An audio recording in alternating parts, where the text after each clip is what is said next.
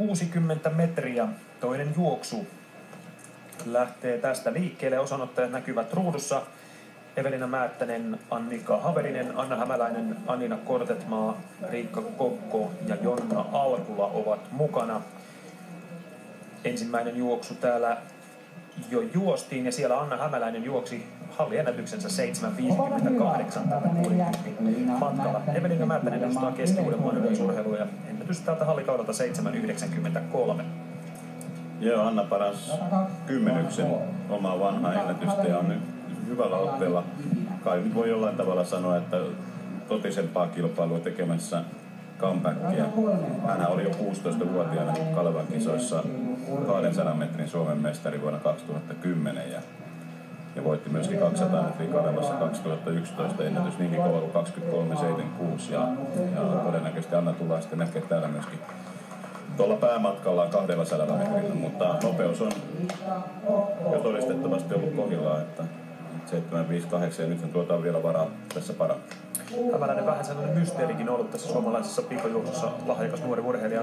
En tiedä, että oliko siinä sitten vähän sellaista, että urheilu ei jossain vaiheessa ollut ihan se prioriteetti ykkönen urheilijan uralla. Ja nyt näyttää siltä, että on jälleen löytynyt sellainen hyvä kipinä tähän juoksemiseen. Ja tosiaan tuo 7.58 oma ennätys kertoo jo siitä, että hyvää vauhtia myös hallikaudella on menty. Berghem kauden tilaston kärki Suomesta. Jyväskylässä juostu 7.43, Räsäsellä 7.45 ja Tuuresonilla 4.7 kotimaan tilastoissa. Evelina Määttänen, Annika Haverinen, Anna Hämäläinen, Annika Kortetmaa, Riikka Kokko ja Jonna Alkula mukana tässä 60 juoksussa.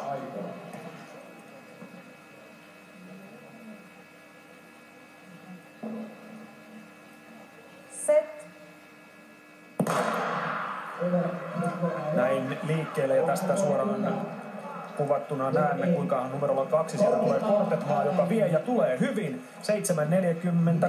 7.48 epävirallinen aika ja saattaa olla, että noista vielä muutama sadasosa otetaan pois, mutta kyllä tässä Annina Kortetmaa ehdottomasti oman ennätyksensä juoksee. Aikaisempi ennätys 7.50. Oikein ohiva veto tässä Annina Kortetmaa kannuksen uran naiselta. Joo, ja toi 7.50kin syntyi tällä hallikaudella. Kesällä on kulkenut satku niin hienosti kuin 11.70 ja on ehkä Annina pitänyt enemmän 200 metrin juoksijana viime kesänä. Minusta sinne jäi paljon varastoa 200 kohdalla, kun hän juosi 24.33 ja varmasti tulevalla kesällä on kyllä hyvät eväät juosta alle 24 sekunnin toi kakkonen. Ja kun tämä parivaljakko nyt sitten tänään todennäköisesti vielä 200 metrillä kohtaa, niin molemmat on ikään kuin vähän omemmalla matkallaan silloin ja siitä on tulossa hyvä kisa.